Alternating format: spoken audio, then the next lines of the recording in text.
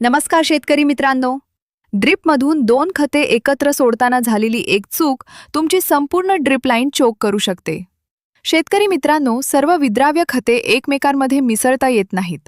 काही खतांची रासायनिक अभिक्रिया होऊन पांढरा गाळ तयार होतो आणि त्याचा थेट परिणाम ड्रिपर, फिल्टर आणि झाडांच्या पोषणावर होतो. विशेषतः कॅल्शियम नायट्रेट हे अमोनियम सल्फेट, सल्फेटयुक्त सूक्ष्म अन्नद्रव्य आणि फॉस्फेटयुक्त खतांसोबत एकाच टाकीत मिसळणे टाळा. तक्त्यामध्ये हिरवी खूण असलेली खते सामान्यतः एकत्र वापरता येतात. लाल खूण असलेली खते कधीही एकत्र मिसळू नका. आर असलेल्या मिश्रणासाठी आधी जार टेस्ट करा किंवा कृषी तज्ज्ञांचा सल्ला घ्या. जार टेस्टसाठी थोड्या पाण्यात खते त्याच प्रमाणात मिसळा.